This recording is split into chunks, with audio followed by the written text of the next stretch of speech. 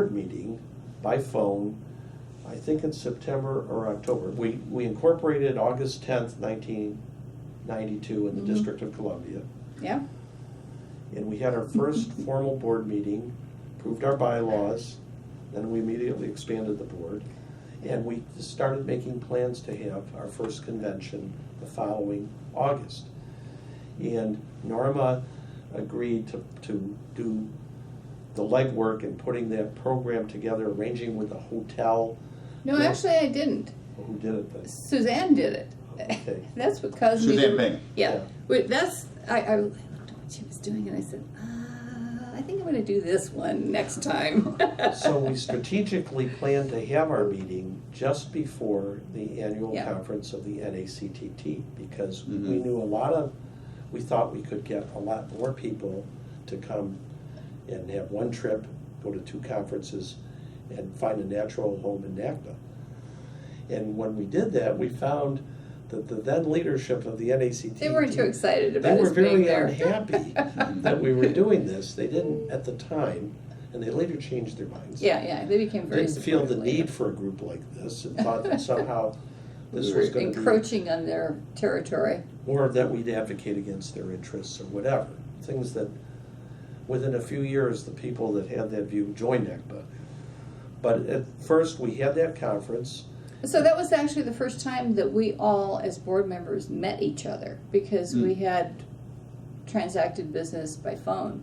And this would have been August '93 in DC? Yeah. No, we had it in, at the Grove Park Inn in Asheville, Asheville, North North Oh, Carolina. okay, I'm glad you Which asked, is where- I asked you that. NACTT had their site, Okay. so we picked that site. And you had it before or after their meeting? Before. And we invited, and we're fortunate to get recently retired at that time Judge Ralph Kelly from Tennessee. Mm-hmm.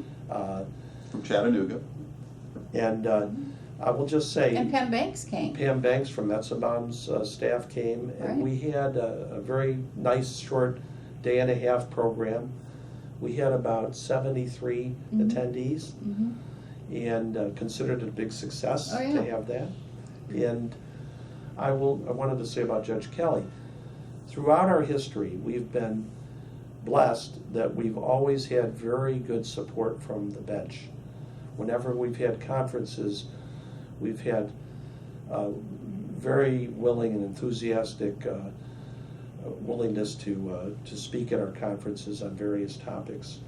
And we've had a number of judges be the keynote speakers over the years. And Including yourself.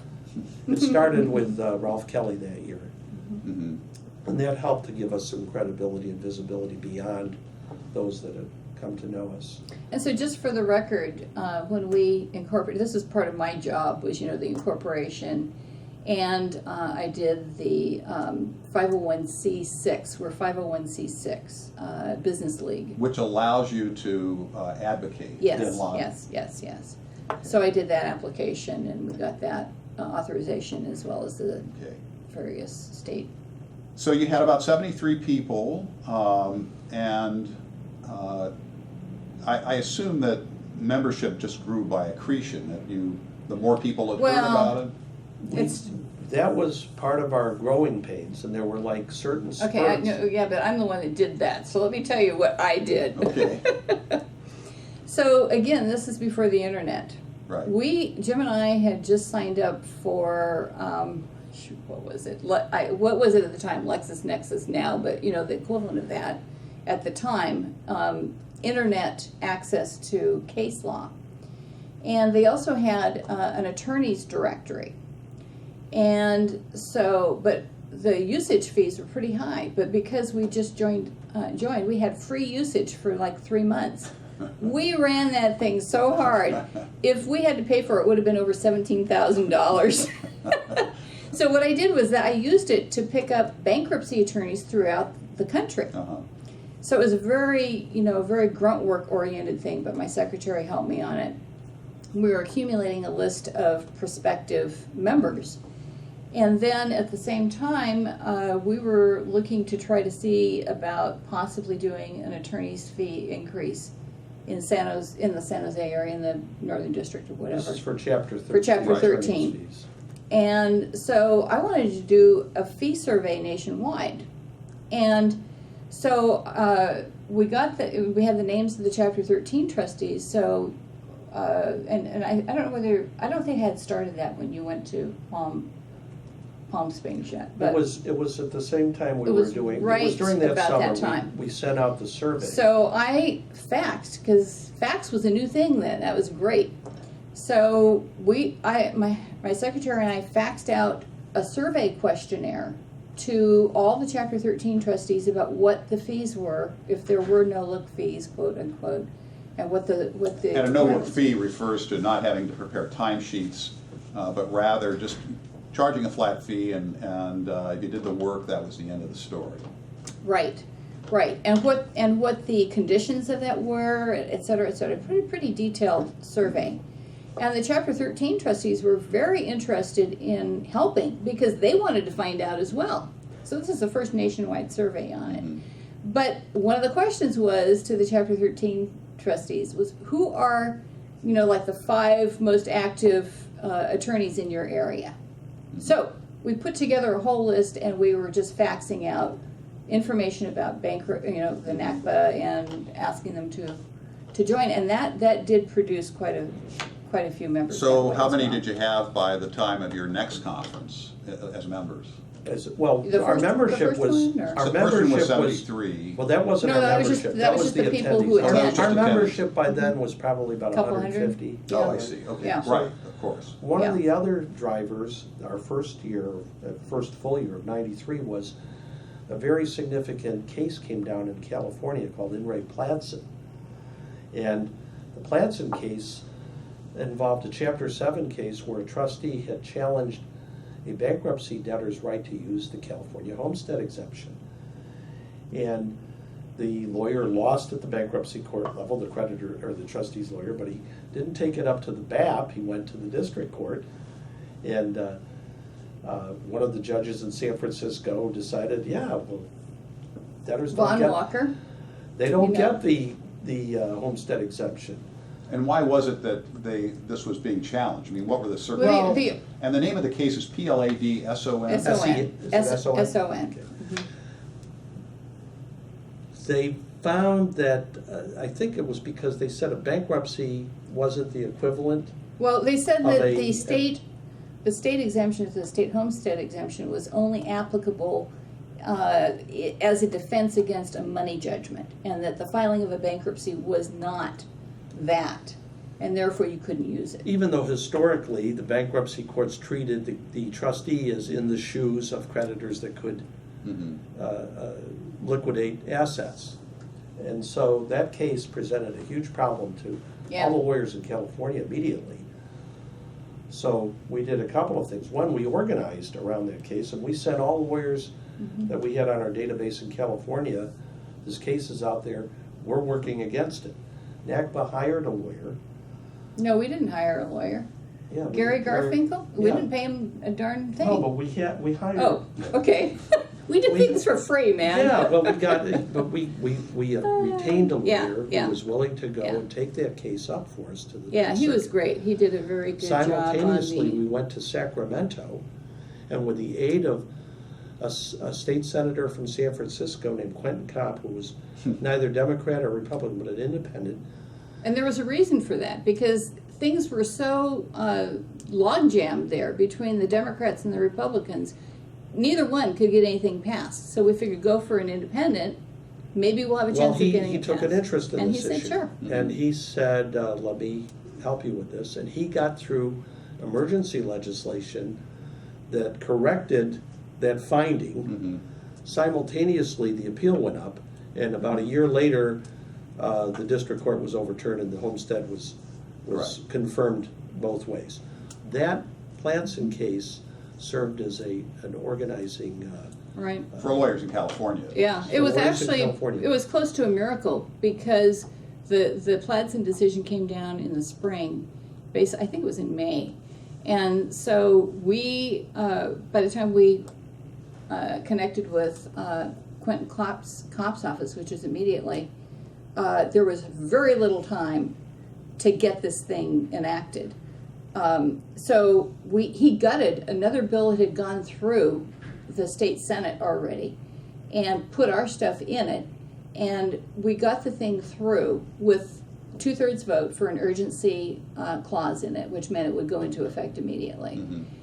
And we got it through and signed by the judge in like 3 months. By the governor. I mean, the governor, Mhm. 3 months. So that was like kind of Well, a miracle. I think it didn't help us just in California, but the fact that NACBA was going to play that kind of a role Yeah. was attractive to lawyers Right. around the country. Yeah. Because they were going to need this at some point maybe.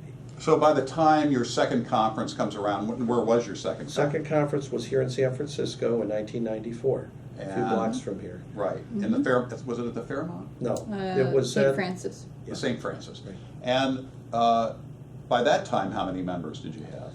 I'd say probably in 94, we probably had 250 to 300 members. And Just- we had an attendance, our attendance went from 73 to 105. So we thought that was a good, Mhm. 105 people, that was a Mhm. big Yeah, turnout it was here. big for us. And who were the academics, if any, that you work with and who supported NACBA's work? We mentioned Henry Sommer, who is now, of course, one of the editors and co-editor-in-chief of Collier. Yes. Certainly qualifies as an academic. Who else was involved with you? Did Elizabeth Warren, for example? Not at that point, not early on. Later, yes, After definitely. we got to know her at the Review Commission, the National Right. Bankruptcy Yeah. Review Commission a few years later. Any other academics you can think of that were? Not really overtly. Later on, we had support from Professor Gary Gary Neustaedter Neustaedter at the University of helped a little Santa bit. Clara Law School, helped us over. Right. And more recently, Jean Braucher, professor at the University of Yeah. And how do you spell her name? Braucher. And Jean, who recently passed away, ended up becoming a board member for NACBA, probably Mhm. one of the academics that we had, and played an important role during her time with us. Mhm. Any other academics you can think of that were here from the get-go? Mm-mm. Okay. This might be a good time. We've been in session about an hour. Would you like to take a break, or would you like to continue on? Doesn't matter. Well, okay, We let's. can continue. Okay, fine. Mhm. Now, to what extent did NACBA get involved in the legislative debates leading up to the 94 amendments to the Bankruptcy Code and the formation of the Commission? You've already indicated that you were very much involved in the lead up to the 94 amendments, which frankly didn't amount to a whole lot at the end of the day. I don't know, they except were for the pretty good. commission. Well, there were Oh, there no, were there some were some good things. there were some things that came in there Yeah. that we kind of felt like we snuck in. It didn't have visibility, which probably helped us get these things Right. Yeah, accomplished. yeah. And by then, we made our first Washington, D.C. lobbying trip in September of '93, a month after our first convention. Jeff Friedman, Elizabeth Peterson, and I went to Washington, and we had Suzanne Bingham set up as many meetings as she could cram in a day and a half, because we didn't have a lot of money, so we can't stay here long, and get everything set up that you can. Turned out she set up 16 meetings for us in a day and a half. Uh-huh. And the three of us trekked through the Senate and the House sides, meeting with primarily senior judiciary folks. And we were working on these same bills that I mentioned earlier, that Heflin had. They still had these proposals out there. But we came forward with some of our ideas that we wanted to have. We thought that one of the things that we thought was a dire need was to increase the debt limit for Chapter 13 cases, which at the time I think was 100,000 for unsecured Yeah, it debt could've been. and 350 Something like that. for secured debt. Or The 250 mortgage or debts by something then like were, that. it was very low. Yeah. Disqualified a whole lot of In consumers. California, that would have been more Yes. than adequate in Yes. places like Ohio. Yeah, Yes. that's very true. Mhm. So that was one of the changes that we thought. Also, there had Well- been some adverse court cases that had come down at the Supreme Also, the Court. inflationary adjustment. Yes, For, I'll get to that. too. okay, all right. There was one case that came down called Rake versus Wade. And Rake versus Wade dealt with the issue of Supreme whether- Court case, Yes. RAKE versus WADE. And that case had come down adversely and said basically that mortgage lenders would be entitled to present value of money on their arrears in a bankruptcy, even if their contract didn't provide for that. So we got through an amendment to 11 U.S.C. 1322, I think C, which reversed that and said it's subject to what the applicable non-bankruptcy law was. So we got that provision put forward. We got a provision that you worked on about, I think in 94, where if a debtor converted from Chapter 13 to Chapter 7, after they had satisfied a secured claim, say they had a car loan, and it was secured value was paid, but then the debtor had to convert, the debtor, by having satisfied it during the 13, would be entitled to get the title certificate rather than after having the to 7. charge them all from square one again. So, and then finally, we talked to Don Edwards specifically about this provision, is we needed to get some inflation adjustment to affect these numbers going forward, so we wouldn't constantly be lagging behind. So Don Edwards, Jack Brooks. Jack Brooks was then chair of Judiciary, and that was the last year that Was Jack Brooks from Indiana? he was from Texas. Texas, that's right. And with Don as one of the senior Democrats and Jack Brooks there. And their general counsel was a fellow named Jonathan Urowski. And they were very helpful in going to Senator Heflin, who still had ruled the roost on the Senate Judiciary Committee, and getting Heflin to accept these consumer-friendly amendments in the 94 bill that passed. As far as the commission itself, we didn't really play a role in that. Right. We didn't lobby for or against it. It really didn't sneak up much on our radar, and I don't think we really understood well at that moment what the purposes some advocates had for that commission. Yeah. I want to go back and touch on two more points, two more things that the 94 Act included. And one was, that was written by Henry, was a very good, Summer.